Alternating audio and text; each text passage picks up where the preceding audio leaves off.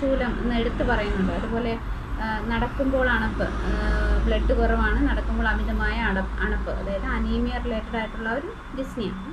അപ്പോൾ ആ ഒരു കണ്ടീഷനിൽ ശ്വാസാനുഗം പാണ്ഡുഗതം നിഗന്ധി എന്ന് പുനർനവാതി കഷായത്തിൽ പറയുന്നുണ്ട് അല്ലേ.